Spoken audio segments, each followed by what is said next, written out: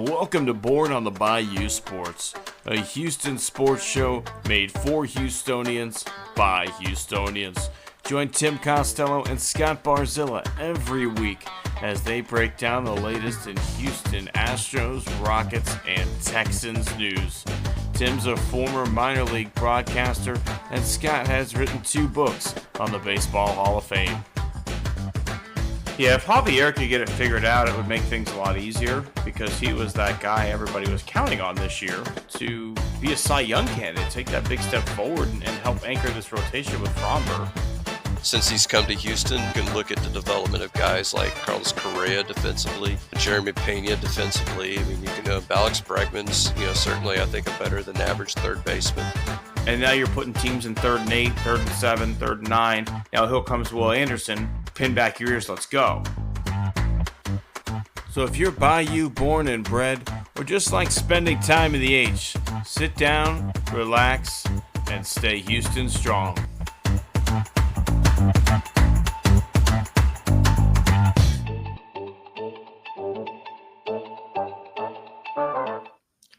Welcome, all my friends, to the podcast that is having a tough week in the Houston sports market. Scott, how the fuck are you doing?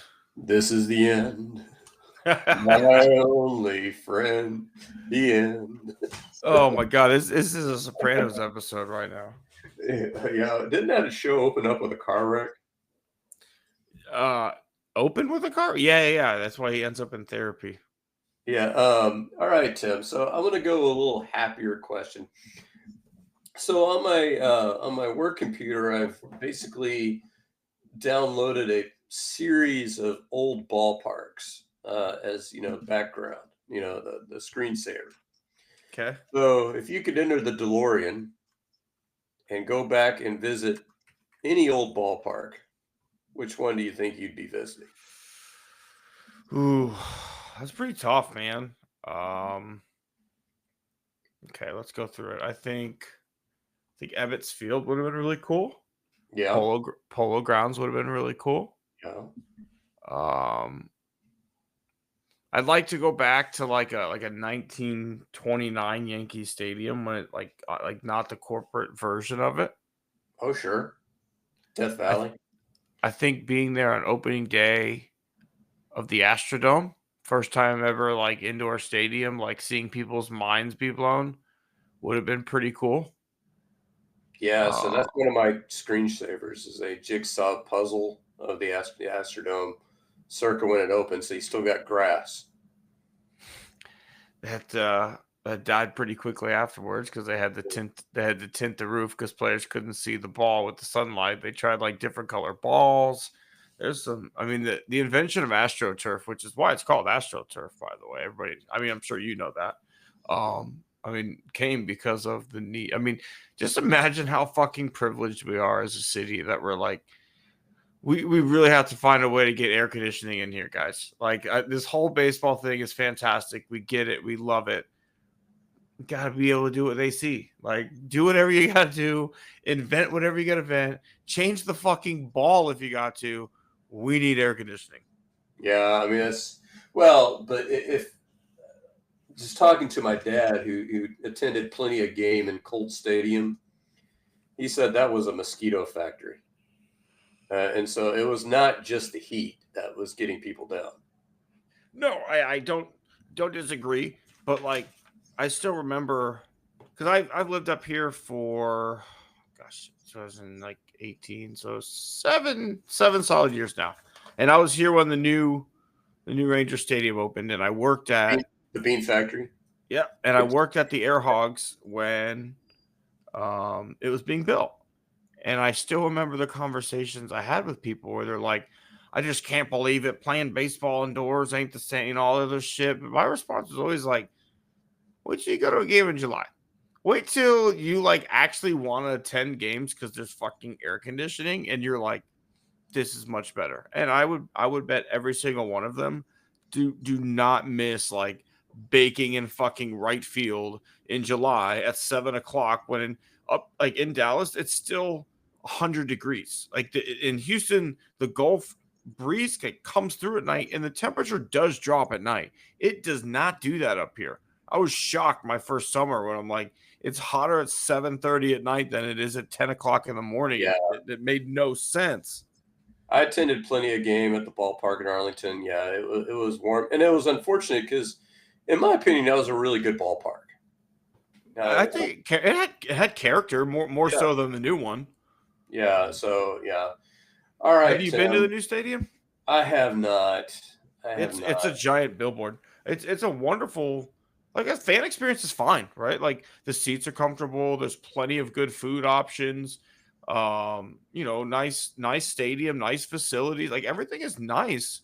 It's just like there's nothing that defines that ballpark, right? Like, I feel like when you look at every great stadium or ballpark, whatever you want to call them, there's something that defines it, right? Like, in Boston, you've got the Green Monster out in left field. In Yankee Stadium, you have Monument Park out in center field. Camden Yards has the street running right there. AT&T has McCovey Cove, that's absolutely gorgeous. Pittsburgh has the Allegheny, as well as the walkover, the Clemente Bridge to get into the state. Like, even Minute Maid is built, from not Minute Maid, I'm sorry, Daikin is built into an old train station, and you have the train. Like, there's just like some sort of special element in each one of these ballparks, and like, there's a lot of really nice signs in the new ballpark in Arlington. Well, plus the design is almost exactly the same as Daikin Park. It's pretty similar. It's not. It definitely looks similar on the outside. The inside doesn't. Completely honest, the inside does not feel as similar. It does feel like a different style, but the outside looks a lot. It's just like, this is today's America, right? Like, it is a corporate paradise to advertise. Like, if you want to get your brand out there and you're in the DFW Metroplex, like, the Rangers are here, baby, and they've got plenty of fucking ad space. Yeah. All right, Tim. We've belabored and waited enough. So which catastrophe do you want to lead off with? Well, I'm free falling. Let's talk about the Astros, because they are free falling down the standings, Scott. In July, this team had pretty significant lead. In August, it got hairy, and here in September, it has fucking gotten bad. If the playoffs were to start today, the Astros would be at home watching with you and I. The offense is completely non-existent. The injuries are a problem, right? You lose Pena during a tough stretch here down the final stretch of the season. You've lost Alvarez again to just a freak sprained ankle at home plate. Paredes is back, giving good at bats at least, but Altuve's back into a funk. Cam Smith, has not been great. Jesus Sanchez is back to not being great again. Christian Walker has been non-existent the last 2 weeks. This is not good. This is not good, right? Like, you could say, like, oh, the championship mentality, they'll snap, and they'll turn around. And, the only saving grace is that Detroit is fucking losing their shit too. I was going to say, the only thing that the Astros could back into the playoffs as a 6th wild card, simply because Detroit could lose out and the Astros go 2-4 down the stretch and they get in that way. But that's not exactly the moniker that we'd like to have. I am bumfuddled, and yes, injuries have played a factor in this season, but I think you and I are both of the opinion, and you've convinced me of this throughout the whole year, and I'm now staunchly of the opinion that this goes so much fucking deeper than the injuries. There are so many other giant gaping holes in the foundation of what a championship team would look like that you could easily gloss over right now because there were injuries this year. You could easily say, yep, we would have been there if it wasn't for the 32 trips to the injured list that we have this season. I think it was 29 or 30 with Pena now, I think, making it 30. But at the same time, you and I would both agree that The approach offensively, whether healthy or not, has been bad. Situational hitting has been bad. In some ways, roster construction has not been good. In other ways, um, bullpen usage or starter usage, whatever you want to call it, hasn't been great. And there were some questionable decisions or non-decisions, I guess you could say, when it came to trade deadline and free agency of where to fill holes on this roster or whether or not there were holes in those areas on this roster. So I think you can't overlook those things just by saying, well, Jordan missed 90% of the season. Yeah, would have been nice to have him. Yeah, it would have been nice to have him. But also, hey, you didn't have any middle relief that was worth a damn when the pressure was on. You didn't have anybody besides Hader and Abreu throughout the entire season that you could say this guy can get me outs. You had guys that had stretches, which every bullpen will have. Every bullpen will have streaks. But you need a fire putter outer, which they never had. You need, an answer to losing Kyle Tucker, which you never had. You never had these things. Paredes was a nice player, but Paredes is there to replace Alex Bregman, who left.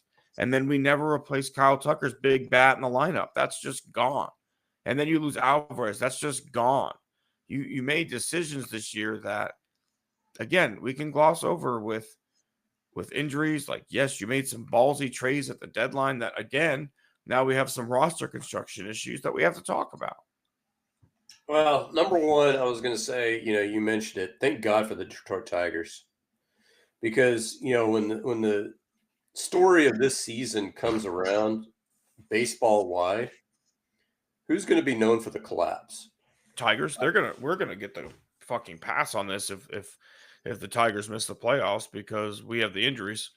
Even if they don't miss the playoffs, they had like a 12 and a 13 game lead over the Guardians. I think they've lost 10 in a row. No, they're 1-9 in their last 10. The Guardians are 9-1 in their last 10. So that's 8 games in 10 games. That's pretty damn significant. We had a 7-game lead in July, but we've seen leads like that wither away before. And again, 29 trips to the IL since July. You've lost Jordan again. You've lost Paredes. You've lost almost all of your starting rotation. Here's when you look at it from a 64,000 feet perspective. On the one hand, I would sit there and say this team completely healthy is still flawed, and they probably win 90 games. They win the division, but the other point is Tim. Where is your dominant team in Major League Baseball right now? It's definitely not the AL if there is one, especially with the way the Tigers are falling off. The Blue Jays have 89 wins? Yeah. I think at this point, the Guardians are the scariest team in the playoffs, going into the playoffs, right? Just the way that they're playing baseball. Sure. On the other side of things, the Dodgers are, like 88 wins. Yeah.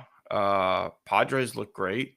Brewers, I think, are the best team in the National League right now by record. This is the most open playoff. Like this, if you could get in, I hate that I'm even talking like this, right? Because we're not playing baseball that's worthy of being in the playoffs. But it's such a situation that if you can get in and get out of that wild card round, it's anybody's game. But that also means that Fromber needs to stop being a little fucking bitch and pitch like Fromber Valdez and not like, I don't know, Wandy his first first season. I don't know what is going on. You know what? That's not fair to Wandy. I'm sorry, Wandy. But what is happening right now, you cannot afford to lose another game, basically. And Fromber's going to get another start theoretically. So rubber hits the road here. Yeah, and I that's where I'm kind of going with this is that you could imagine just with better health that we'd be winning the division. You'd have about as good a chance as anybody. And so maybe not getting there as a division winner is a good thing in the end because maybe they finally had to address some of these issues. Now, I brought a couple of things in text. I think there are two decisions by both the general manager and the manager that I think we were first guessing. So I don't feel bad about coming back and saying it now. So on the Dana Brown side, I was at least banging this drum. I know you were not banging it, but in the offseason, I was saying, let's trade Fromber now. Because to me, let's say you get one major leaguer and two minor league prospects. What are you going to get for Fromber now? You're going to get a comp pick, maybe. I'm not even sure if they qualify for him, to tell you the truth. So that kind of blows up in your face. And then I think we were both talking at the deadline, why didn't you get another high leverage reliever? That was even before Josh Hader was hurt. We were thinking, damn it, we need a seventh inning guy. Now we need a ninth inning guy because you don't have a ninth inning guy right now. So, I mean, that kind of hurt. I think on the Espada side, I think the way he used Hader and Abreu, definitely we were both very uneasy about even before the injury. And I think after the fact, I think not doing anything to Fromber, not any kind of an outward discipline, I think looks bad. I'm less concerned about the way he handled Fromber because there may be some internal stuff that we don't know about, but it may look bad. That's whatever. I'm more concerned with the first part of what you said with Espada, which is how he used Abreu and Hader throughout the season. Those guys oftentimes would get, the final 9 outs of a game between the two of them, right? Like there were many, many games this year where, they had to find a way to get out of a jam in the 7th, and that means Abreu came into the 7th, and then Abreu gets into a jam in the 8th, and Hader comes into the 8th, and then back out for the 9th for Hader. Or Abreu pitches the 8th, gives up a run, Hader comes in for the 9th, and then back out for the 10th. Like that happened pretty often. So, part of that I think is roster construction, right? When as a manager, you don't feel comfortable going to the other guys. That's part of it. But again, part of it is you need to use your bullpen better. You need to better position yourself. You need to go into your general manager's office at the trade deadline and say, bro, I need a fucking guy. Go get Phil Maton back. Go get somebody who can just get me out of jams because I'm having to go to my setup guy in the 7th inning when we're in a jam. And now everything's out of whack because I can't go to somebody else in the 8th inning because I've already used all my bullets, right? Like Espada empties the chamber and then you've got like Abreu, Hader, and then some random fucking long reliever left who you don't want in high leverage. So bullpen usage, I think, is something he definitely should be questioned on. Yeah, and so I think outside of those two things for each guy, there's not much I can look at in a big picture of how I would handle things differently. And so it depends, Scott. Like for each guy, do you consider Espada's coaching staff selection, right? Like, is that on Espada? Is his bench of coaches on him to say, hey, you're not doing your job, or hey, I want to fire you because we look like a fucking little league team up there swinging, right? Like, is that on him? I don't know. I mean, but I think when you pull them into the office, I think there's going to be two questions. I think that, the first two questions is they got to respond to what they personally did in terms of this thing going under. And then we need to have a frank conversation about what does this thing look like moving forward. You and I have both already said hitting coach is gone, blown out, right? So we've also said the medical staff needs to be blown out, gone. So what else are we looking at here? What do we think? Like, for instance, do we like Dana Brown's drafts so far? I think it's still a little early to tell. Bryce Matthews rose pretty quickly, but is that because we have a depleted system, or is that because he's that good of a player? Like, he had one good series his entire time here. I will give Dana Brown credit for he made a lot of signings early on in the year of guys like Zach Short, of guys like Cooper Hummel. He signed Trammell, who, like, whatever, right? Those are, not huge signings when he made them, but he kind of had these guys stashed in AAA as backup plans. And I'll give him credit that, like, those plans, we had to use them, unfortunately, but he was smart enough to do something like that, right? Like, I don't think James Click made moves like that. I don't think who was Jeff forget his name, Luhnow. right? Yeah, I don't think Luno made moves like that, right? Like, I do appreciate that he had the forethought to at least, like, sign some borderline major leaguers to contracts like that and stash them in AAA. Yeah, and I was thinking of. Do you remember a pitcher named Terry Clark? Does that name ring a bell? Terry Clark? Yeah. No. So Terry Clark was a 40-year-old knuckleballer, and Jerry Hunsicker, I know you know that name. He signed him at one point, and he said, "quote I'm trying to catch lightning in a bottle." and and at the time I was joking. I was like, "Okay, so where is that in relation to a shot in the dark? Like, which one do you think is like more likely? Is it a shot in the dark or lightning in a bottle? I don't know, but I think those are the kinds of moves where and this is, and I made this point many times.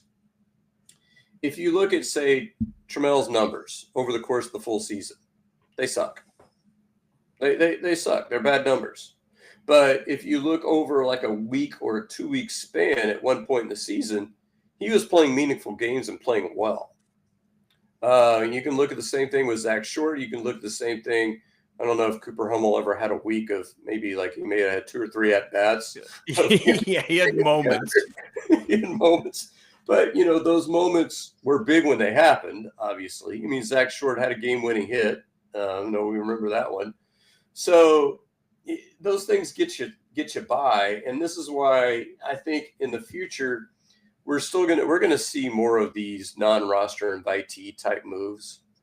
And and we look at Brendan Rodgers, for instance. That didn't work out, but at the time it was like, okay, this is a guy that's had some major league success. Let's give it a shot. And I would like to cost us like $1 million. I don't know, but maybe he burns down the stadium when his locker gets taken, and Sanchez eats their last sandwich. But who knows? I told you 3 times, don't touch my stapler. I told you to take my stapler. I had to burn the whole fucking place down. But I think we have to look at the structural issues with this ball club, and I think that's one thing where I give to Lou now. Between 2016 2017, he really made some shrewd moves. I would say probably on the level of maybe 5 moves that really reshaped the team overall. Yeah. And none of them were go out and get the super Juan Soto type moves. They were all got Brian McCann. Brian McCann was a much needed improvement at catcher to bring a little offense and also some veteran versatility out there. Got rid of Valbuena, who was a strikeout machine. He let go Erasmus. I mean, he went to a contact heavy kind of roster, right? Instead of the strikeout home run heavy roster they had been in 15 and 16. And none of those guys were frontline free agents. I mean, Josh Reddick is probably, we would say baseball middle class. I think his deal was like 4 years, $64 million, I want to say. Which, I think that's about right. That's reasonable. Brian McCann was already on a deal with the Yankees. They traded for him. You had Carlos Beltran on a 1-year contract. I mean, that one obviously didn't work out as well. But at the time, you're thinking, hey, he's got 1 more year left. Sure he does. And then, of course, on the pitching side, Charlie Morton, obviously not a big-time free agent signing. I mean, everybody was like, who the fuck is Charlie Morton? And well, we found out who Charlie Morton was that year. Yeah. And the question is, Scott, does Dana Brown have the freedom to do that? Does Dana Brown have because I think you and I would both agree there is a plethora of position players right now. Essentially, with if everybody healthy and coming back next year, you either have an extra third baseman or extra first baseman, depending on how you look at Paredes, or even a second baseman. But someone's got to go in that scenario. Or is Paredes your DH? Altuve's playing second, Jordan's playing left, and then you have a platoon of Smith and Sanchez.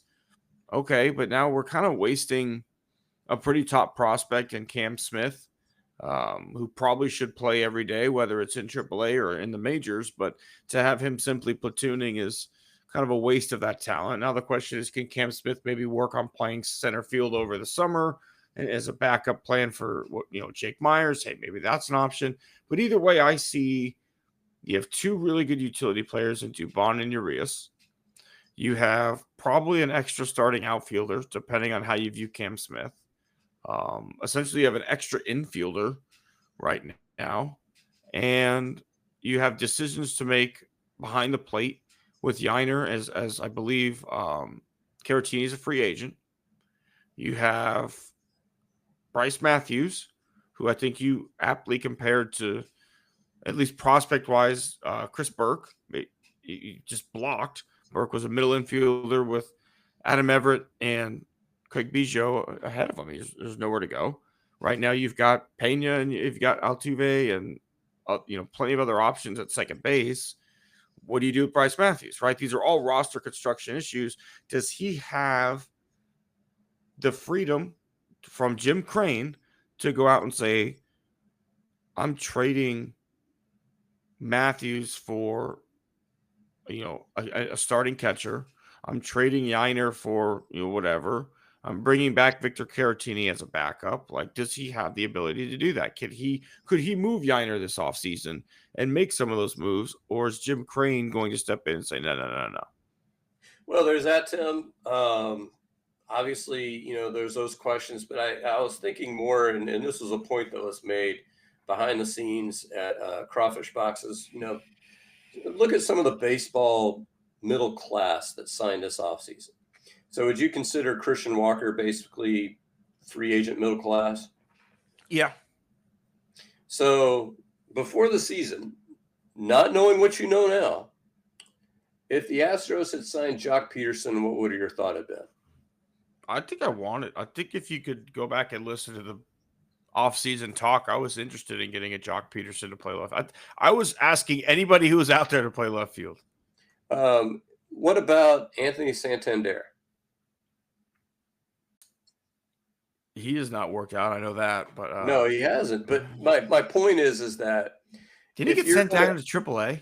He just got called back up. Okay, not a good look though for a guy who signed a good sized deal. No, he's got. I wouldn't even say he was. I wouldn't even say he was middle class. He was one of the outside of Soto. He was one of the bigger names this offseason.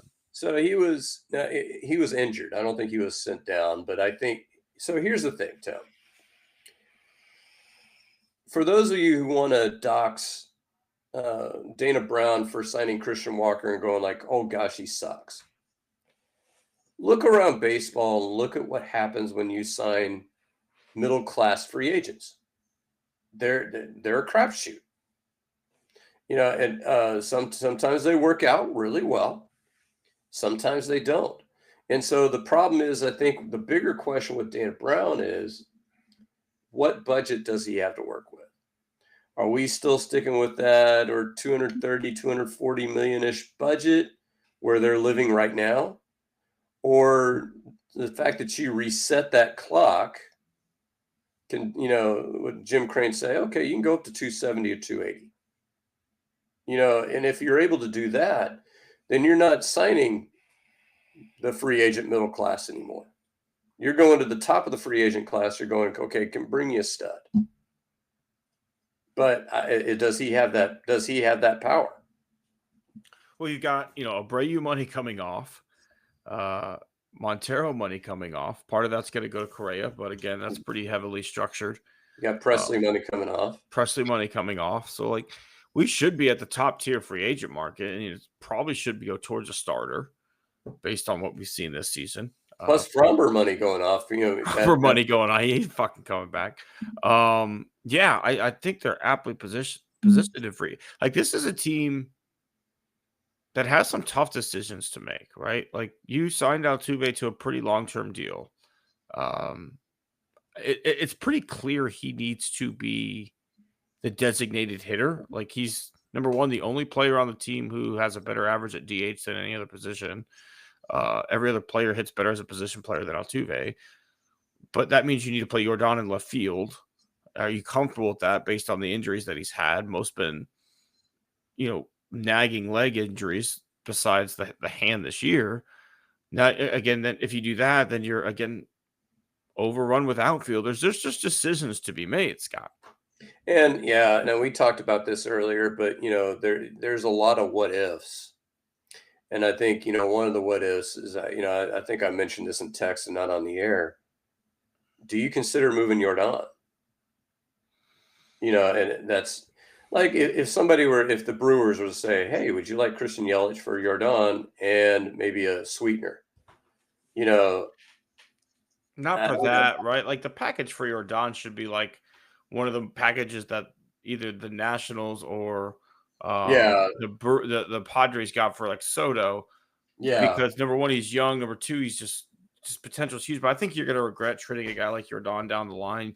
You can't replace something like that. I get what you're saying, just with the injury history and things of that nature. But look what happened this year when you didn't have Jordan. There was no pop in that fucking lineup.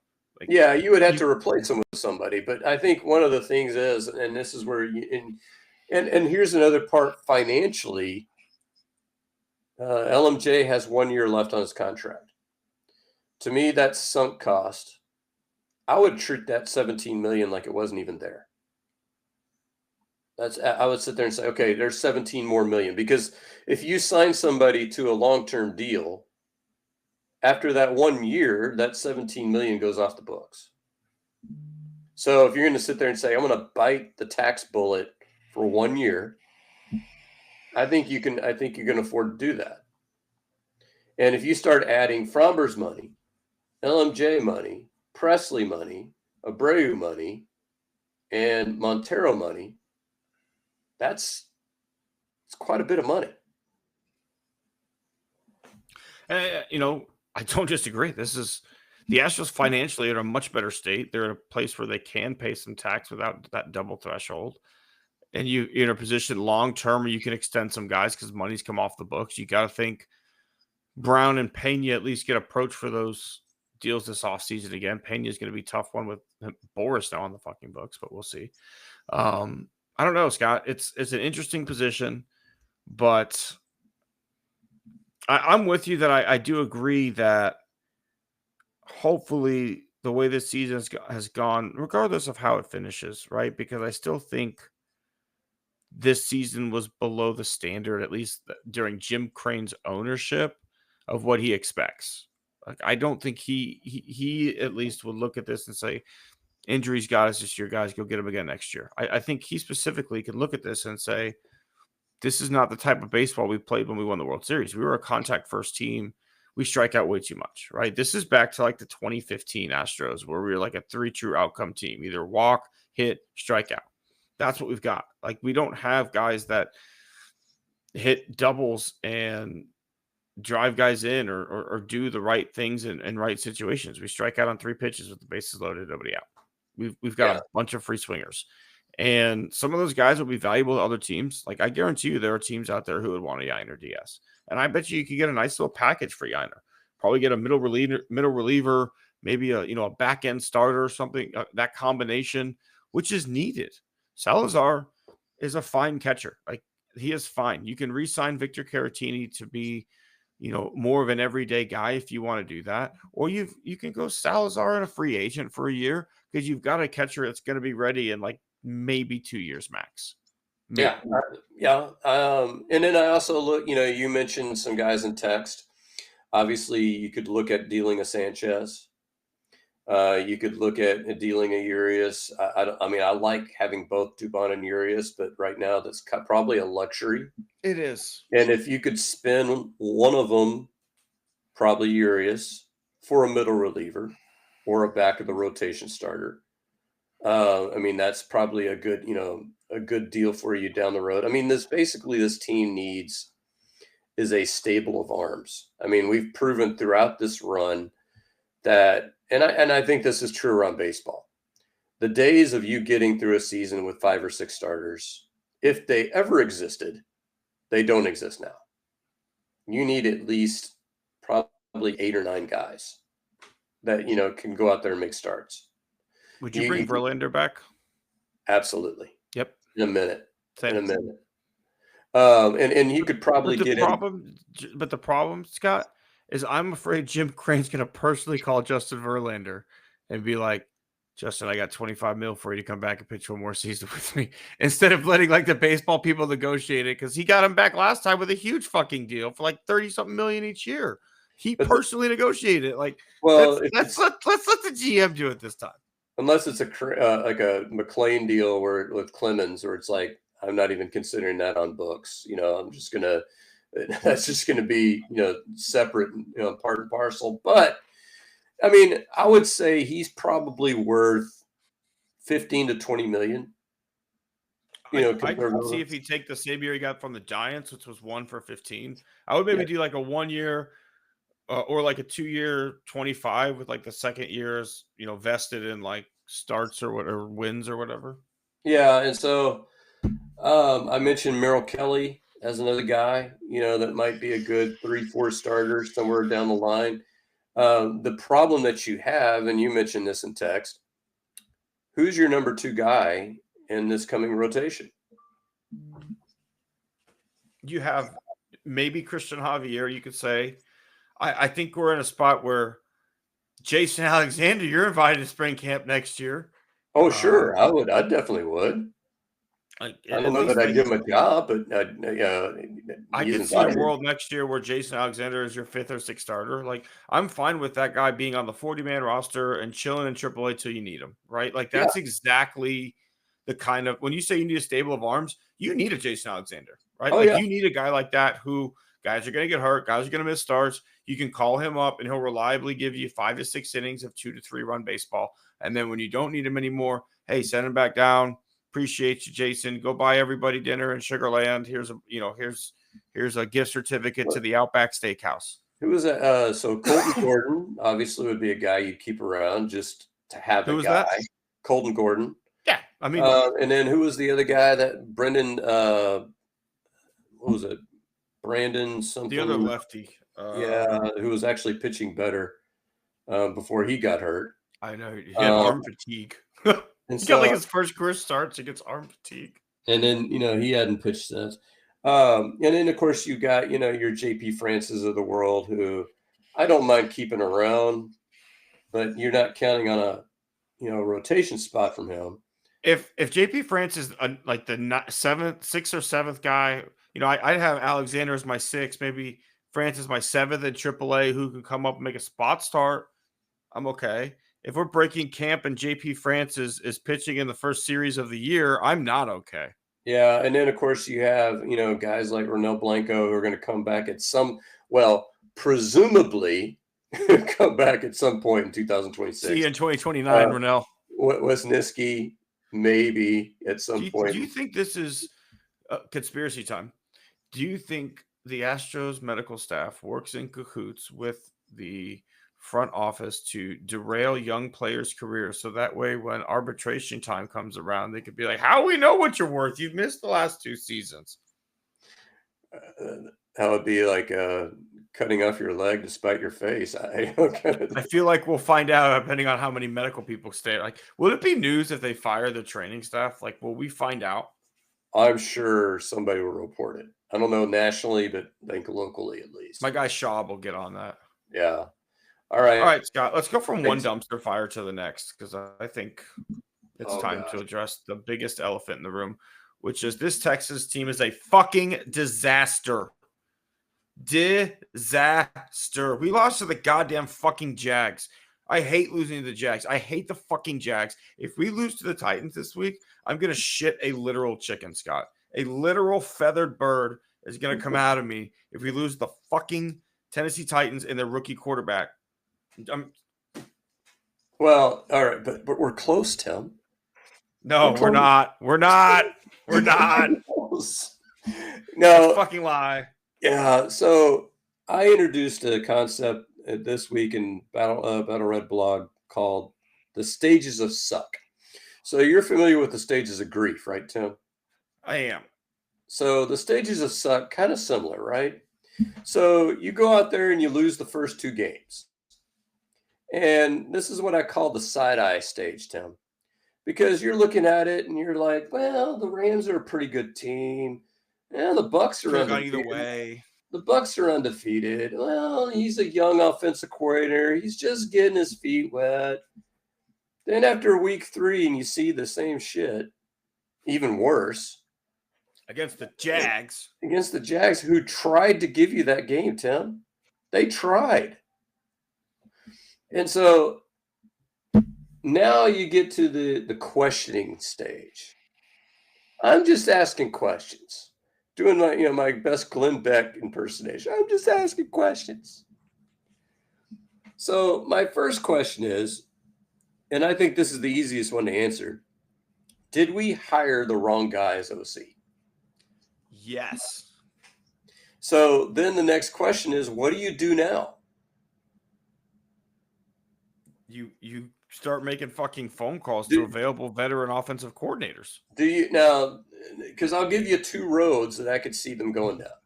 I could see them going I'm going to shit can them before the bye week, or at the bye week. Or do you go the Hackett approach in New York, where you say, we'll keep you, but you're not calling plays anymore? Who's going to call plays? He's a defensive coach. Gerard Johnson? I would question Gerard Johnson when you look at the development of CJ Stroud. I'm quite worried that Gerard Johnson isn't the coaching candidate that we were sold on. Bill Lazor apparently has been an offensive coordinator before. Do you want to give Mike McDaniel a call, assuming he gets shit canned here in about a week? No, I'm trying to find if I'm D'Amico, I'm reaching out to I'm reaching out to my former head coach, who I know very well. I'm pretty sure he still lives in the city. Hey, Gary, can you do me a favor, coach? I need you to help me get through this season as my offensive coordinator. I think you got to call Gary Kubiak. It's fucking crazy for saying. I am literally, as I'm saying it, I hate this offense at the end. But right now, we need Gary Kubiak to come in and save us. I think the zone blocking scheme would probably be about a well-run zone blocking scheme would probably be about the only thing that would save this fucking offense. Doug Peterson? I mean, but here's my thing, Tim, and I'm going to get more on this when we start giving out some awards. But what is this offense's identity? I believe the offense's identity is turnstile. Well, no, I mean, obviously the joke is suck. I mean, that's yes. The offense identity. Ole, I believe, is the term that we're looking for. But from their point of view, this is who we are. They think that they're a power-nosed football team that's going to run the ball up the gut and get shots off of play action. I bet you that's how they would describe it, which is what we need Gary Kubiak for. Well, but when you run the ball 19 times in a game, not your lead back running 19 times, the entire running back plus Stroud running 19 times. That's not smash mouth football. Not the last time I checked. I don't get it, Scott. We've got some toys at wide receiver. I get it. You've got weapons. Totally understand that. But you're right. There's no offensive identity. You are giving an offensive line who is not good a lot of chances to just drop back and pass protection. And you don't run the ball well enough and successfully enough to get anyone to bite on your play action. You continue to use motion less than anybody in the fucking league.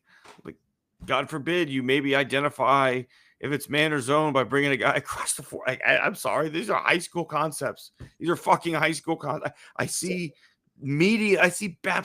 bad high school offensive coordinators know to do these things. I don't understand how you could be an NFL. First of all, I didn't understand the Bobby Slowick hire at the beginning. Like a new head coach, I feel like needs experienced offensive coordinator, especially if you're a defensive guy. I get it. You're going to want to handle the defense. You need a guy that you can just pass the offense off to and be like, okay, you're going to nail this shit. And when that didn't happen, I thought that's the direction we were going to go the second time. I thought we were going to get a guy who knows what he's doing, adults in the room to calm things down. And I don't know how much Nick Casario is involved in this decision. I don't know how much is D'Amico, but we get another, New England cast off through way of LA. And again, no experience, never called plays, nothing other than maybe a great interview to stand a part of why he should be that guy. And here we are with more bad schemes. Like, this is bad scheming. This is nothing else other than, like, Bobby Slowick's downfall were bad schemes. He had offensive line schemes that were bad. This is just bad plays. This is like back of napkin shit that's not working. Well, so a couple of things there to unpack. Number one, when Tom Brady was not in New England, how good did that offense look?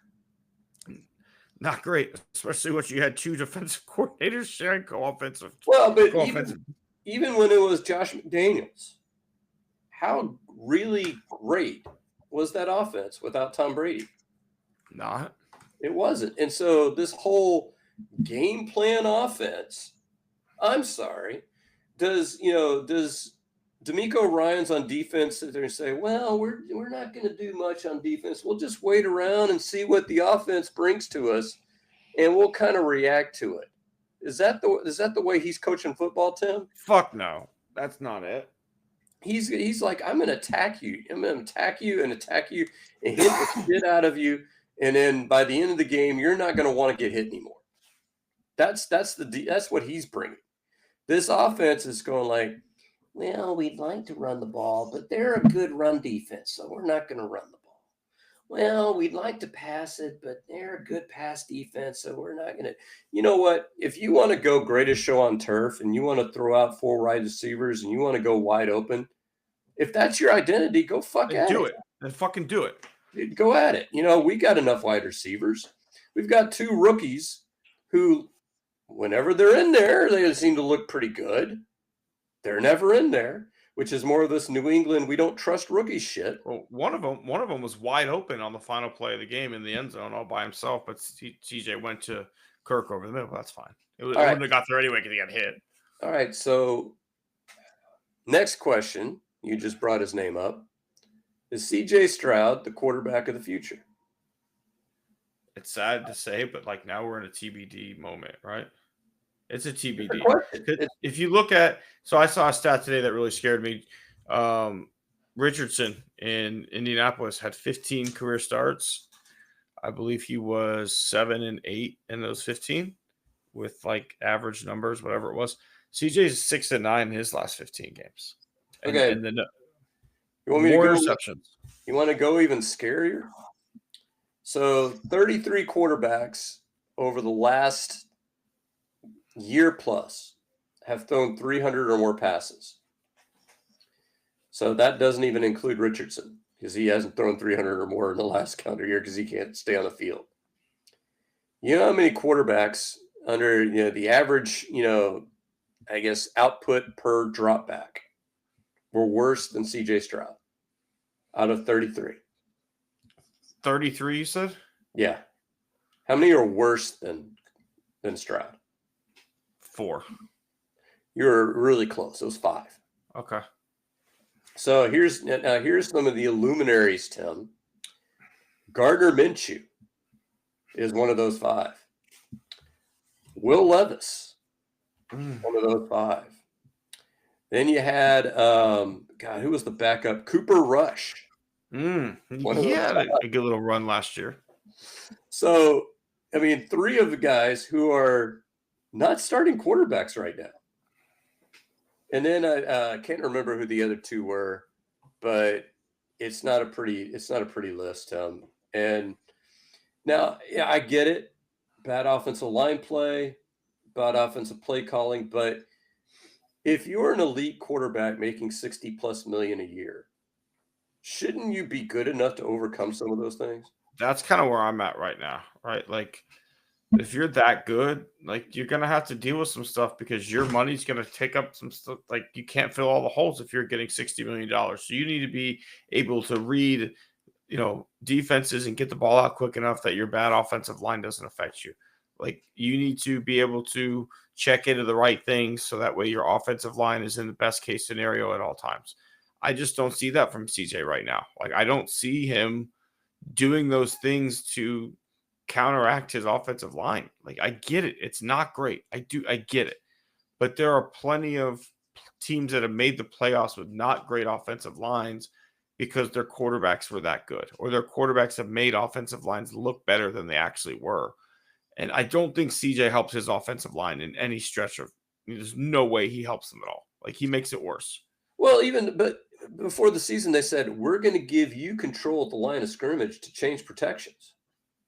So when you've got a defensive end that is kicking Ursery's ass the entire fucking game, wouldn't you want like somebody to chip him? Double him up, something? Even if you brought in, Dare to a tandem block, that would be marginally just throwing better. a ball in front of him is what Dare's good for there. That would be marginally better than what you had going on. I mean, in that last 3rd and 1, why aren't you doing play action, for instance? I mean, it's a 3rd and 1. You might a running play is conceivable in that moment. Play action makes them maybe wait that 1 extra second. No, we're not doing that. Just fucking drop back. That's what we're doing. And I think what's frustrating, Scott, is we see glimpses, right? Like all 3 of these games that we've lost, like the Texans were driving with the ball with a chance to go win the football game, right? Like we see somehow, like I feel like you see CJ has it in him when he can just like get to the line and go, right? Like when it's 2-minute drill, whatever, CJ looks pretty good. But it's the other fucking 48 minutes of a football game that you're like, where is the guy that we see in the 2-minute offense when there's a chance to go win the game? Yeah, I mean, it almost reminds me of the Bill O'Brien days where it's like, I'm going to run the ball for 2.5 quarters. It's going to fail. And then I'm going to go, Deshaun, time to play hero ball. And Deshaun was good enough back then, to get that done, at least, a reasonable amount of time. But my gosh, I mean, I don't know what, it boggles my mind. It boggles my mind that we're doing what our complaint was with Bobby Slowick was he's got a tight end blocking one of the premier defensive ends in the league. How stupid is that? So here you have, $100 million defensive end going against your 2nd round pick in his 2nd game at left tackle. And you're just like, he can cover him one-on-one, isn't it? Yeah, he's got that. Well, he's been burned 5 or 6 times, but yeah, he's got this next one. He just needs the reps, Tim. It is inconceivable at times. It really is. But again, we're talking about the organization that, as bad as the offensive line was last year, they promoted the assistant offensive line coach to head offensive line coach. That's I mean, what did we fucking expect? What did we honestly expect? Like we were scratching our head at the time. I mean, this is not second guessing, Tim. This is first guessing. You're right. Like, this podcast was curious of that decision, but what was the organization expecting to be different? Like, do you think anything's different this year? I think the leaks are coming from different parts of the line, but the leaks are still coming now that Tunsil's gone. Or, when your left guard, you started the season, was one of the worst guards in football last year, according to Pro Football Focus. That'll be fine. Just plug him in at left guard. He'll be fine. He'll be fine. Now, Ed Ingram actually has turned out to be okay. Titus Howard back at right tackle, pretty good. Now, we know in baseball, Tim, that if you're 2 out of 5, you're in the Hall of Fame. If you're 2 out of 5 in the offensive line, that's not going to cut it. You're in the hospital. That's not going to cut it. No, there's still major. Like, and I don't understand. the draft decisions, the free agent decisions, like it just never gets addressed. Like they'll tell you they addressed it because they signed a bunch of guys, but you just talked about when you go after that low tier of free agents in baseball, it's a crapshoot. Well, they spent all their low tier money instead of just like going and getting one or two really good guys. They got like 20 guys, and they're like, somebody will work out of this group. Like, let's just get a big old net. We'll cast it. Whoever comes in, and there's probably a starting guard in there somewhere. And lo and behold, there's nothing but boots. Nothing to eat in that fucking net. Well, and you mentioned it when you bring back the old line coach, the guy who was the assistant, who basically, I think his interview process was, this is what the guy was doing. He was stupid. Give it to me. I'll get it. I mean, if you would have gone out maybe to the Eagles, who routinely have the best offensive lines in football, and said, we're going to bring in somebody from Philadelphia. If you do that whole casting net shit with that kind of coach, I'd be like, okay, I could see, I could squint hard enough and see it happening. But when you're like, we're just going to keep the same guys we had in the building, we'll substitute one. He didn't really want to be here, so his assistant, he's going to coach him up.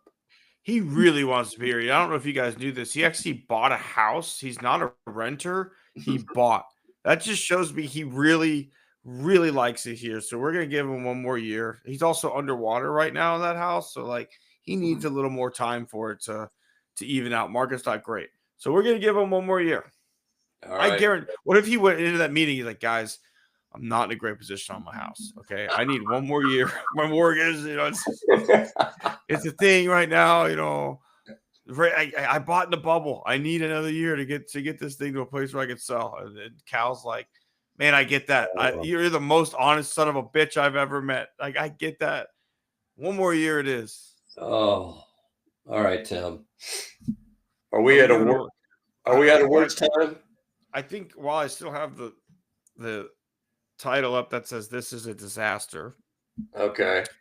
I'd also like to briefly mention the third disaster in Houston sports this week, which is Fred VanVleet blowing out his knee, and the Rockets are salary capped and unable to bring in anybody to replace him. Well, half their roster is untradeable. They just literally untradeable because of NBA rules. So here, in a great spot right now. I saw a rumor where somebody said, "Hey, you want to trade Tari for this guy from Sacramento? Do you really want to trade Tari at this point?" No, I saw Russ tweeted out he wants to come play, but like we can't even sign him. I don't even want Russ that bad. We can't even sign him.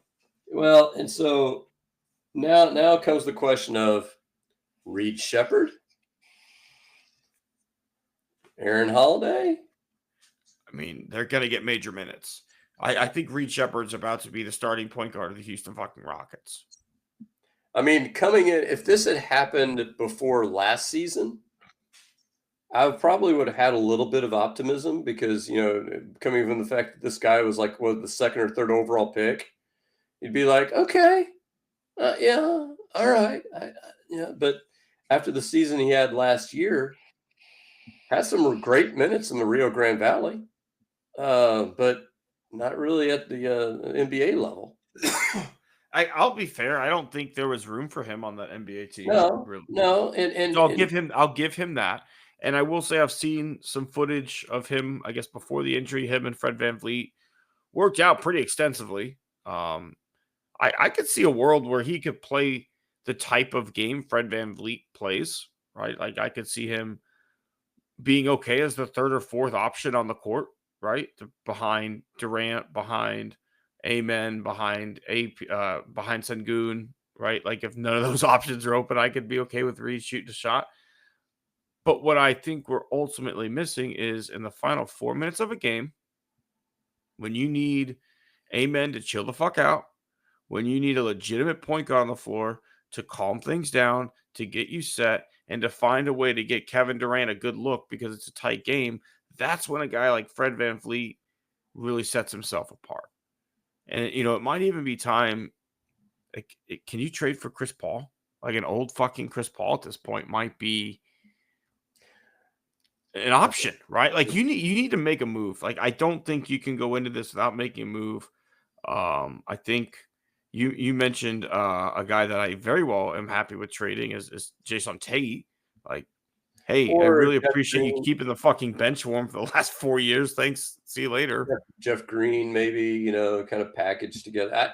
You know what? I'd trade Tate and a Chris, pick. Chris Paul, I've heard worse suggestions. I've heard a lot worse suggestions. The thing that makes me feel a little bit better about it is that you have three really good distributors on the floor at the same time. I mean, I think Durant, Sengun, and Thompson are all good distributors of the basketball. They're all good shot creators for their teammates. So maybe you don't need him to be Chris Paul, peak Chris Paul. You don't need him to be Steve Nash. You mentioned Derek Fisher. Can you give us Derek Fisher? Right, but what Derek Fisher did was in the final 2 or 3 minutes of the game when everyone is all over Kobe Bryant and he can't be the one to bring the ball up the court anymore. Derek Fisher gave you that bit of calm and gave you that bit of steady hand on the wheel and got good looks for his team. That's where the Rock, like what you and I talked about during the season last year when Fred got hurt and you were relying on, the younger guys to really handle the ball a lot more. There during the final minutes of close games, there wasn't anybody to calm things the fuck down and get you a good shot. There was nobody to do that. We got a much better job of that in the playoffs, right? Even though we didn't win that series, the Rockets played some close games with a very, very good team in the Warriors and made some good moves at the ends of games. Unfortunately, Sengun kind of got overpowered by Draymond Green in the final one, but I feel like Fred VanVleet was a big part of that. He was a steady hand on the wheel, getting you a good look because you and I both know they're going to double team Durant at the end of games. They're going to deny him the ball. They're going to make sure he can't burn you. So it's up to you to find, Jabari Smith open in the corner. It's up to you to run a screen and roll to get him open. It's up to you to do different things as the point guard to make that happen. And I just worry that in the final 4 minutes of a basketball game, that's where I'm not okay with Reed Shepherd. Yeah, I'm fine with him for 44 minutes of play. I'm fine with Reed. It's the final 4 minutes where I'm concerned. Yeah, and I think the decision, I mean, obviously you couldn't know this at the time, but the decision to sign Clint Capella to use like your major remaining dollars on an We extra both questioned it at the time. It made no sense. and you were sitting there thinking we were trying to massage it as best we could. Hey, yeah, Steven Adams probably can't play back-to-backs. Yeah, there's going to be some games where maybe his skill set is better than Steve Adams' skill. Yeah, okay, we could. But really, at this point, it's a luxury, and you need a backup point guard. You can't trade Clint Capella till what I think December. Or is it January? Something like that. I think it's January. I think Tate's a guy who you could trade is what I circle, but who in the league wants that? Like, no offense to him. I'm sure he's obviously one of the best basketball players in the world. He's in the NBA. He hasn't played consistent minutes since Ime Udoka got to town, which is 3 years or 2 seasons. I don't think he played much in the last regime either. So, we haven't seen him consistently play in 3 years. I'm sure he's great in practice. He's great in the locker room, all that stuff. But it's kind of tough to get any value for a guy like that who's put little to no minutes on the court. Well, and you got Jeff Green, who's about 47 years old. I think he'd retire if you try to trade him. He said he wants to finish here. Yeah. So what are you going to do with that? You're basically trading expiring contracts. So you're going to be taking on bad money.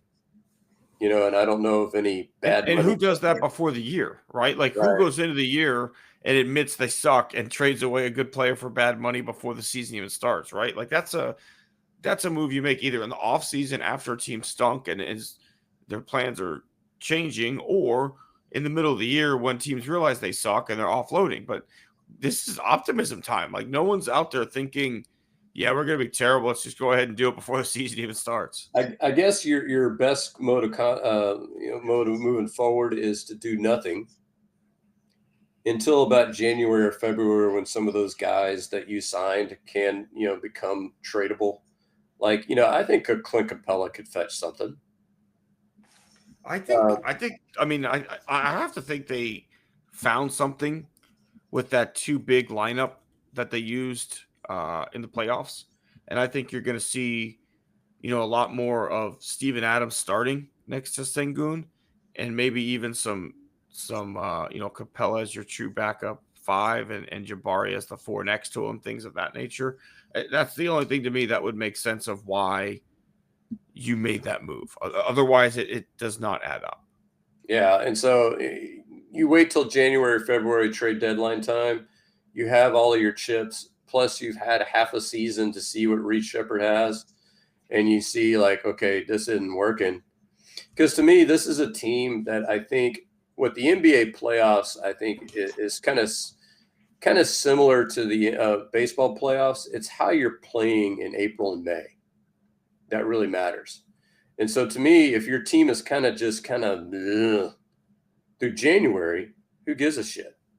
If you make that key trade in January, February that gives you that veteran presence, it's how you finish in March, April, and May that's going to determine whether or not you can go deep in the playoffs.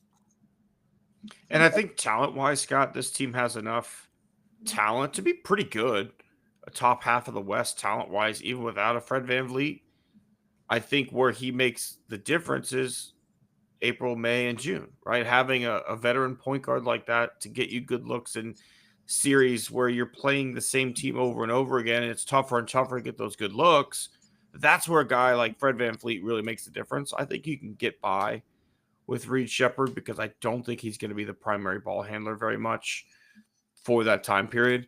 And then I think, as you mentioned, once things open up and you can make some deals, hey, maybe a Chris Paul can be pried away. Maybe a guy who I love up in Toronto, Jamal Shed, can be pried away, right? He's a second-round pick, not owed a ton of money. Maybe the Raptors fucking suck. Maybe Barnes takes off and they don't want Jamal Shed up there. I don't know. Or maybe you can go get Marcus Sasser from Detroit, who's another, late first-round pick, not owed a ton of money.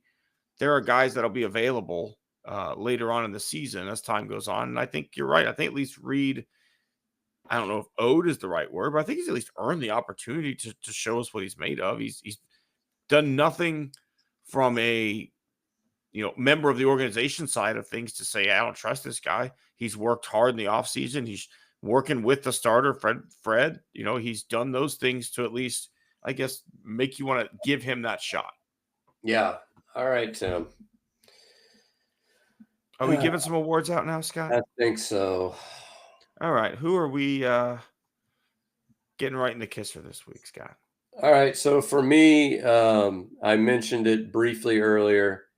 I'm going to D'Amico Ryans just for the whole we're close. You're not close.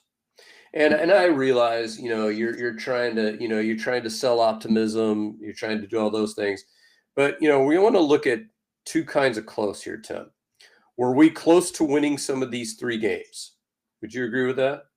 Yeah. But are you close to being good enough to being a title contender? I don't think so right now. No. I don't even think on either side of the ball. I think, the defensive side of the ball, we're certainly closer to being. I'm intrigued to see without CJ Gardner-Johnson, just from an addition by subtraction standpoint. It seems like a lot of the blown coverages were on him. So yeah, I'm intrigued. I'm intrigued to see if maybe the defense is a little bit better. Well, yeah, you're going to get on one of my later award winners, so just hang on there. But yeah, I mean, we're closer in terms of a defense, but offensively, this team is light years away from being close to anything other than sucking. I mean, really, this weekend, if this game is even close, you're not close to being a competitive football team. I don't know if you've looked at the numbers, Tim. The Titans statistically might be the worst team in the NFL. I mean, it just right out and say it. Head coach, stop calling plays. So yeah, it might be one of the worst. It might be the worst team because they're bad both offensively and defensively. The Texans can at least say, "Hey, we're at worst solid defensively and bad offensively."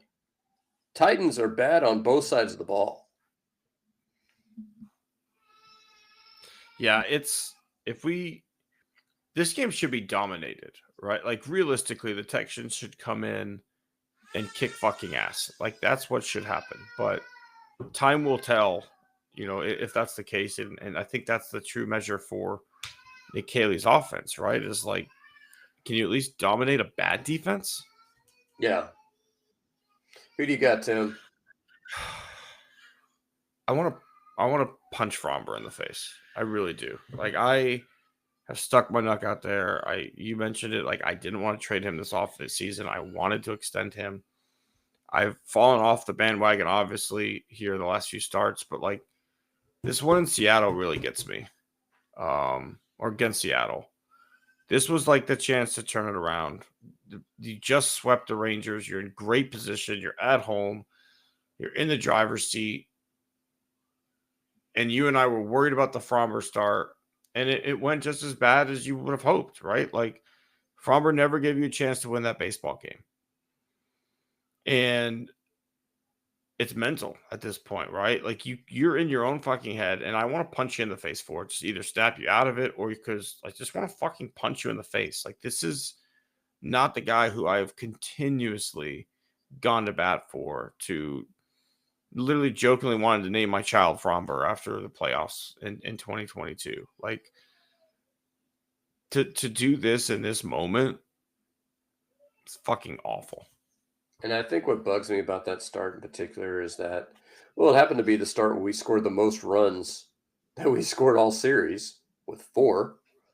But it was one of those games where, and I've made this point throughout the run, that, yeah, there were some times where you got your doors blown off because your offense sucks.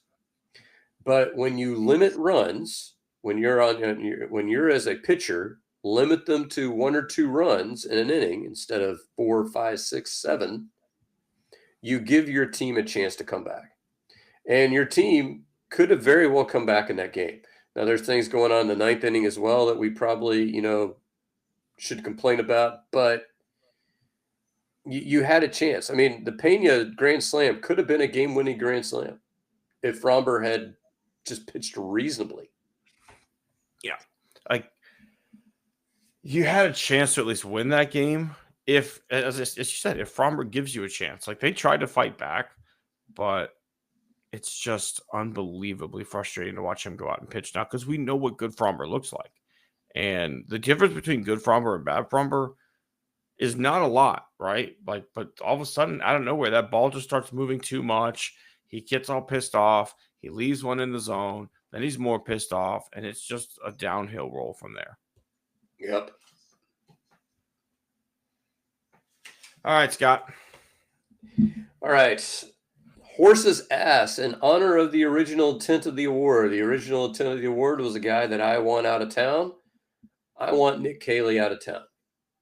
I'm done. And here's the thing. And what makes me done are all the things we talked about earlier. But the main thing is this guy came in and said, we're going to do this, this, this, and you're doing none of those things. It would be one thing if you were to come in and sit there and said, I'm going to run smash mouth football, and you have 40 carries for 80 yards. I would sit there and go, you know what? At least you're living up to your word. You're trying to run the football. You're just sucking at it. In this case, I don't know what this guy's doing offensively. Is he doing a quick game? Not really. Is he, running the ball? No. Is he throwing it deep like Slowick liked to? No. This guy is just, have you seen our third down conversion percentage, Tim? No, I don't even want to know. 24%. Dead ass last in the league by a wide margin. This team, and that's the thing, is that when you sit there and you're lining up in 3rd and 12s and 3rd and 13s, yeah, you're not going to get, you're not going to stay on the field that way. And so to me, the fact is that, it's almost like this guy's in his own head. He's almost like a deer in the headlights where, he has this great plan and he's on the sideline. He's like, didn't you mention last week, Henry Winkler's character from A Water Boy? He's like, after he got his playbook taken, though. Yeah, he's got college football for dummies, pro football for dummies. And he's like, oh, I was going to run motion here, but I'm scared. I don't know. Let's just do like a 2-yard out. Okay, that works. Okay. I mean, this guy is coaching scared. I haven't seen anything this bad since Nathaniel Hackett. I don't disagree with you there. I think coaching scared is probably the right way to put it. And I don't think he came into an easy situation, right? Like, you're hired as the offensive coordinator. You're supposed to fix things that the bad offensive coordinator is doing. You come to a team that won its division 2 years in a row, has a first place schedule.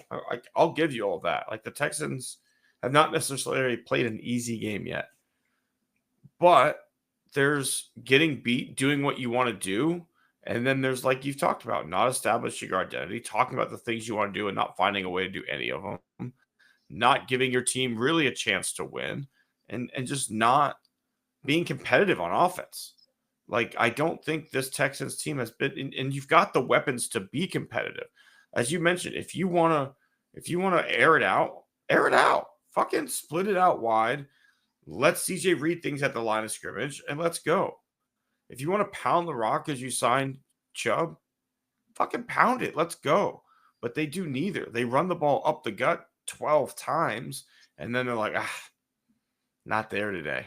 We just couldn't get the push we were looking for up front. Like, no, if you want to be a team that does that, like, you have to wear them down throughout 4 quarters. If you look at Chubb's, like, time in Cleveland, a lot of his best runs came in the late third, early fourth quarter when he'd been just fucking pounding on you all game. And then finally the levee breaks. That's when Chubb's at his best, when he can just hammer away. If he's not going to be that guy, you need someone else you can use in tandem with him. I get it. You don't have Joe Mixon, but I mean, yeah, he's a good one, Scott. All right. Who you got, Tim? I'm not sure who to call the ass in this situation, but I'm sure you're a member of a lot of the, like, Houston sports fan groups and stuff like that on Facebook, right? Sure, yeah. And I saw someone today who reposted what was clearly a fake AI article about how the neck on the backup quarterback Davis Mills turned down a $40 million offer from the Cincinnati Bengals to stay with the Texans. Had a quote from him and everything about how much he loved being here and everything. And it's just like, people are sharing it and, what a guy, he loves being here. And it's just like, number one, I get it. Like, maybe I just know more about the process than the average fan, but, like, how fucking dumb are you?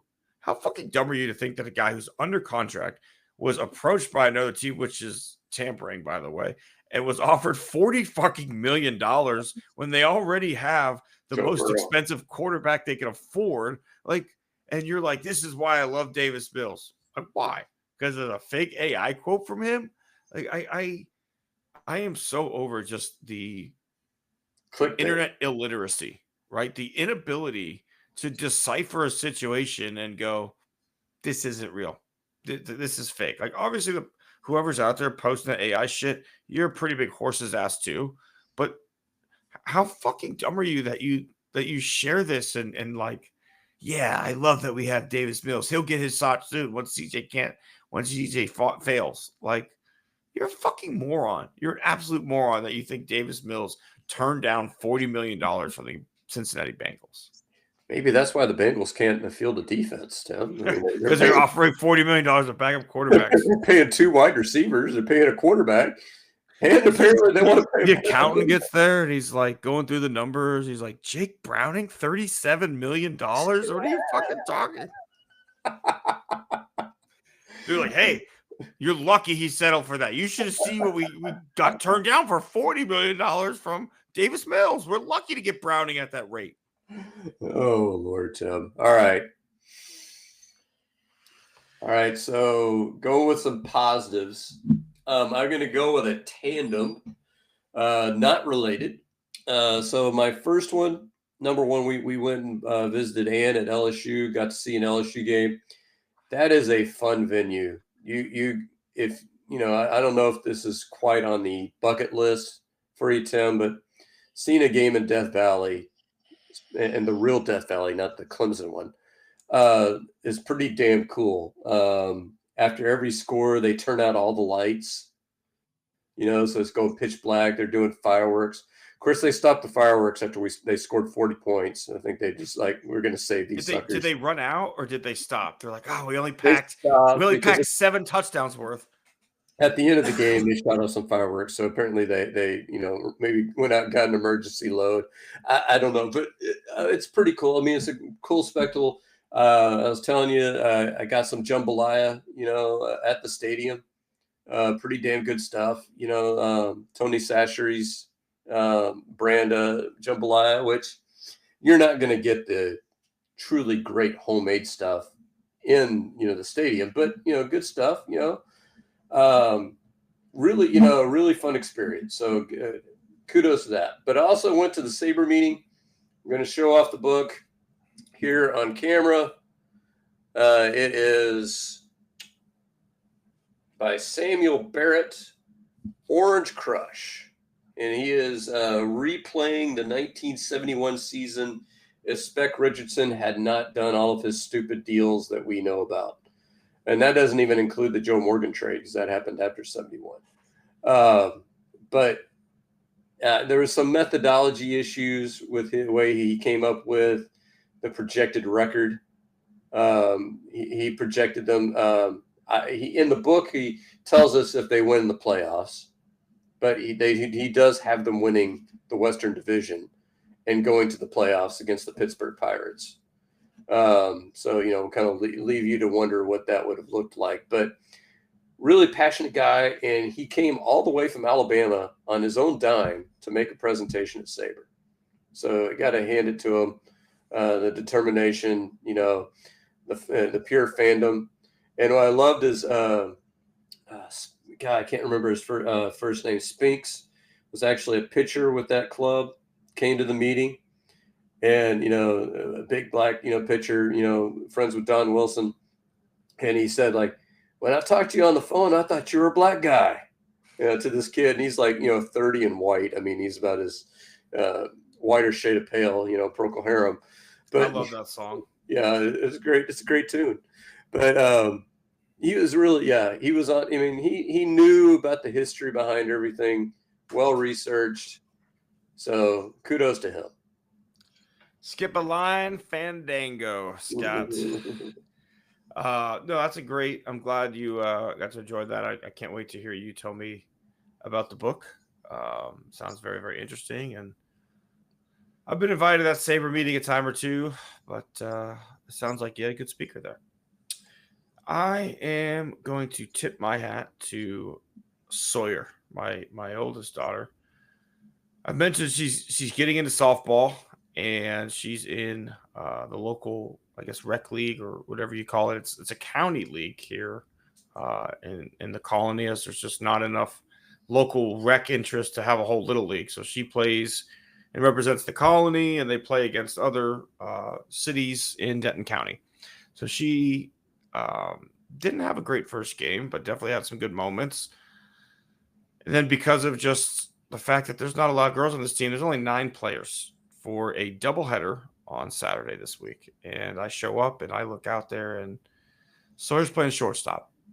And Sawyer's never played shortstop. Sawyer has no idea what the responsibilities of a shortstop are during the game. Doesn't really know about cutoff man or when they steal, who covers second base, things of that nature.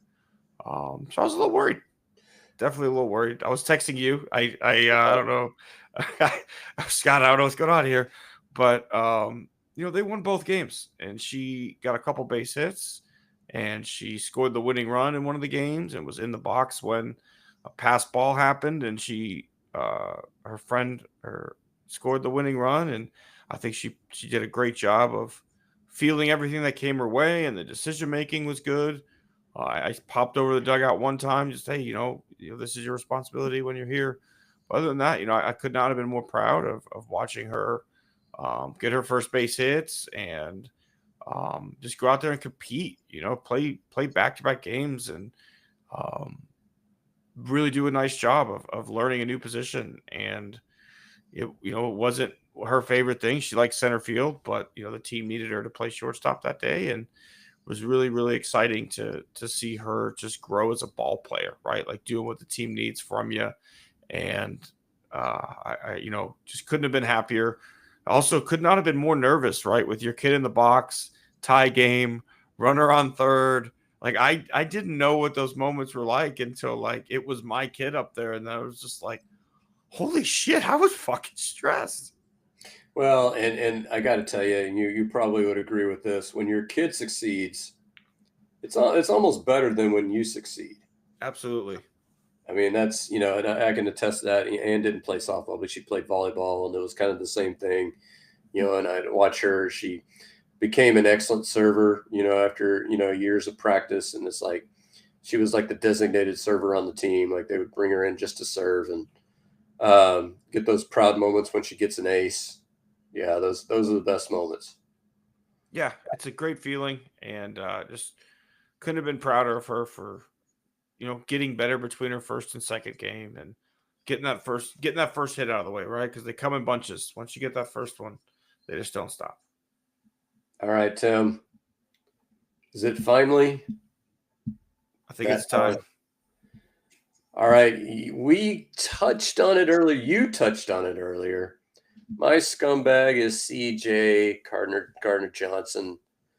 Just got cut here yesterday, so hot off the press. And here's my thing, Tim, and I, just where do I start with this guy? Number one, he's been on, I think, 4 teams? Saints, 2 stints on the 4 teams, 5 different stints. 5 different stints. He's 27 years old. So, number one, what does that tell you? But I think the biggest thing is that when he was calling out other guys and when he was complaining about, what his job was, I got shades of Reed, Ed Reed. That was what it made. I agree. And it was like, you're using me wrong. And, and it's like, I have no problem with a guy going into the coach's office and saying, hey, listen, I don't like the way you're using me. I think I ought to blitz more. I think, well, number one, you have your blitzing safety. His name is Jalen Petrie. So I don't know what, CJ Gardner Johnson thinks is, you think you're going to put, Petrie out playing center field? I can't think of a worse situation that, for your football team. We've seen how that works out. But to sit there and blow coverages and not only not take responsibility, but call out other guys for the mistakes they make. Good Lord. I mean, I don't know what, and I think Jimmy Ward is on the physically unable to perform list for at least one more week. So you're going to have to, in week 4, you're going to have to make it through with whatever you can throw together. MJ Stewart, come on down. You're the next contestant. I don't know how that's going to work out, but like you said, maybe it's addition by subtraction. Maybe if MJ Stewart actually knows where he's supposed to go, maybe we won't have some of those blown assignments, but it's not bad football. Guys make mistakes. I mean, like Ursery, he came out this week and he said, I've got to play better. What I've been doing isn't good enough. There's a guy who gets it. At least he gets the fact that I sucked and I need to get better. Here's this guy coming out going, oh, you're doing it wrong. You're doing it wrong. You're doing it wrong. Sounds like he's like Jamie from Ted Lasso. I'm not doing it wrong. You're doing it wrong. Come on. What are we doing? Couldn't agree with you more there. And I'm going to stay on the Texans train, and I'm going to go with Nick Caserio, right? I think in some ways Nick's done some nice things, but in other ways, I think it's time to really maybe look at him through a different light with some of these acquisitions that he's made. First and foremost, last year, You go and get Stephon Diggs for a 2nd-round pick, which you really could have used. You also restructured his deal to be only a 1-year deal, costing cap space, costing capital, all for a 2nd-round pick. So that was a dumb move. Then you go get CJ Gardner-Johnson, which really didn't cost you anything in capital because you traded away a guy who you were going to cut.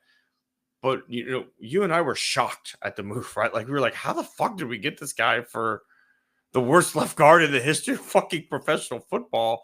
And, like, we're like, no one, like, the Eagles are like dumbasses. We just got, we sent our cancer somewhere else.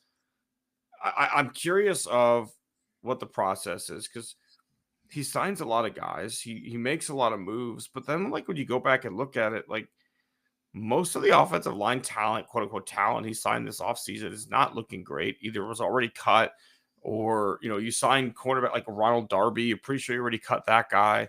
You go in and you do all these, huh? He retired. Yeah. I mean, like, you go in and you sign all these guys to 1-year deals with like 50% of them getting cut or retired or practice squad, whatever it is. You go spend a fair amount of money on Cam Robinson. He gets beat up by a fucking rookie. Like, at some point, the draft mistakes that you make, inability to truly judge offensive line talent needs to be questioned. Your ability to judge a player who's incoming needs to be questioned. Your ability to,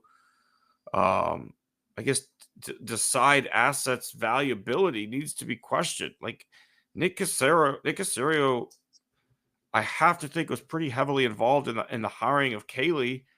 That needs to be questioned, right? Like, especially when you look at the Patriots tree bullshit that Caserio likes to pull from.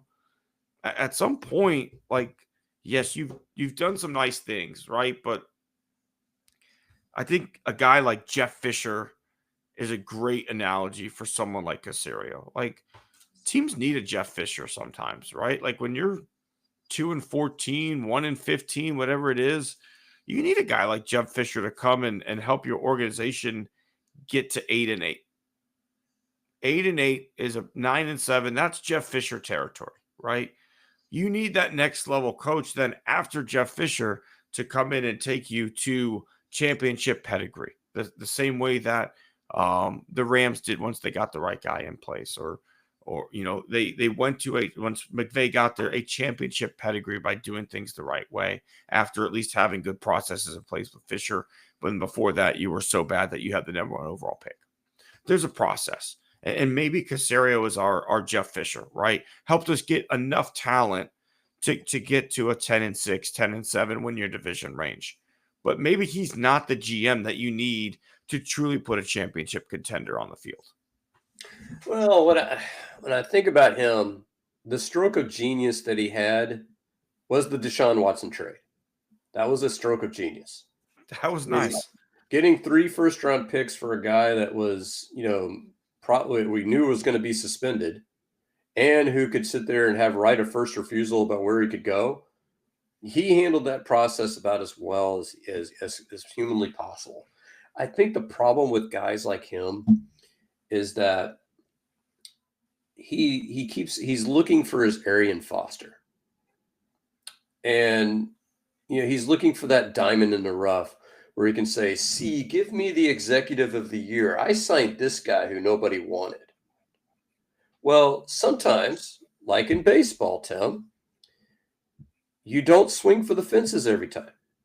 Sometimes a nice single is perfectly fine. Sometimes a nice double down the line, perfectly fine. You don't need to hit the grand slam every time to win. So instead of, going out and saying, I'm going to find the diamond in the rough, sometimes the obvious move is the best move. Here's this free agent guard. He was actually good last year. Let's sign him. That's an obvious move. This center, he was, in the top half of the league as a starter. Let's sign him.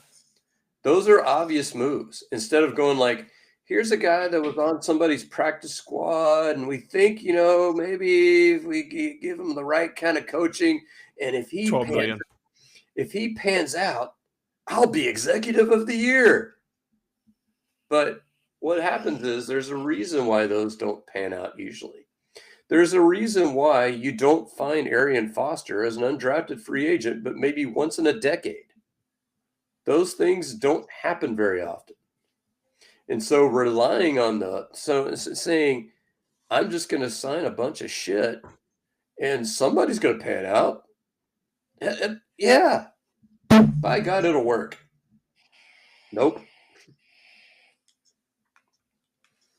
No, it's maddening at times, Scott. It really is, because sometimes the obvious move is the obvious move for a reason. Like, I think, we can use the Astros as an example. The obvious move 3 years ago was to sign Jose Abreu, and it was the wrong move. Like, that one played out poorly.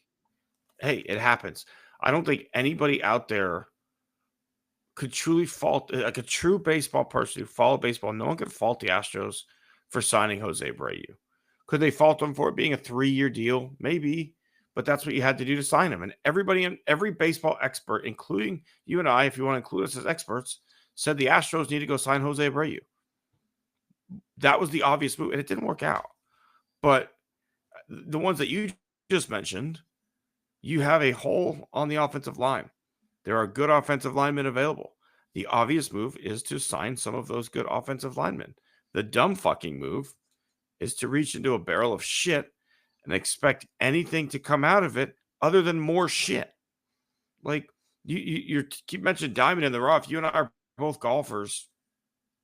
If you miss every single fairway and have to play all your tee shots out of the rough, I'm sure you will have some nice approach shots during that round. But I'm also going to guess your score's not very good because you were not fucking hitting from the fairway at all during the day. Like, yeah, you'll find every now and then you'll find a blind squirrel finds a nut. You'll find a nice shot. You'll find the green. But the odds are you're not going to. I feel targeted, Tim. I'm sorry, Scott. I resembled that remark, unfortunately, but actually I hit more fairways than not. But, yeah. I mean, we could pull up my app if you want to get my fairway percentage, but I wasn't trying to go there. But all I'm saying is, if you're living in, if you go pay Bethpage Black, which is where the Ryder Cup's going to be this week, if you miss the fairway all day out there in the Ryder Cup, you're going to get your fucking ass kicked. I don't care if you're Bryson. I don't care if you're Scotty. I don't care who you are. If you don't hit the fairway, you're going to lose. So maybe, Nick, lay up, play a couple shots from the 150 marker in the short grass, and take the sure thing. Take the correct pick. Fire your offensive coordinator. Go and get a guy like a Eric Bieniemy, maybe, who's got a little experience, who can come in and right the ship. Call Gary Kubiak and say, Gary, I love you. Please come home. Please come home, Big Gare. We need you. I have to think it's going to be done by the bye week, Tim. Do you think there's any chance we get Gary Kubiak back? No. Is there anything I can do to change that percentage? Well, I mean, I think maybe as a consultant. I think he's got to be the OC the rest of the year. That's the only way to save this thing. Yeah, I don't. I think as a consultant, he might come back. I think. Let me caveat it here. I don't think maybe it has to be Gary. I don't think there's an internal solution to this offensive problem. I don't think there's anybody in the building right now that you can say, you're now the OC or you're now calling plays where it's going to get better, because you don't have an experienced play caller anywhere in that building. Gerard Johnson hasn't called plays. Why do we think he's going to be better? Just because it's not. We've already shown by not being Bobby, it doesn't automatically get better, because it can get worse, and somehow it got worse. I think Lasers called plays somewhere. He's what is he? A passing game analyst? But I don't know if he was good at his job. I mean, really, at this point, if you're bringing somebody in, though, you're remaking an offense in October. I mean, what are the odds? Like, if Gary comes in and says, okay, boys, we're doing the zone blocking scheme. I mean, how long do you think that's going to take to implement? Yeah, I mean, you're not wrong. You're not wrong, but I mean, I agree. There's no good solutions, because I don't think internally doing what you're doing is not going to work. I mean, your best solution is to fire him, hope that Laser or Johnson, you catch lightning in a bottle or a shot in the dark. But I don't think either of those are high percentage plays. No, not at all. All right, Scott. I think that's all we got for us this week. We appreciate everybody who joined us. Let's hope the Astros are losing right now, but the Tigers lost today again to the Cleveland Guardians. So the hunt is not over, but man, this is frustrating. Losing 1-0 to Luis Severino and the minor league A's, but they're going to beat us tonight, or at least they beat us last night. So anything you want to add before we get out of here? No, that's about it. All right. We appreciate everybody who joined us. We'll see you next week on Born on the Bayou Sports.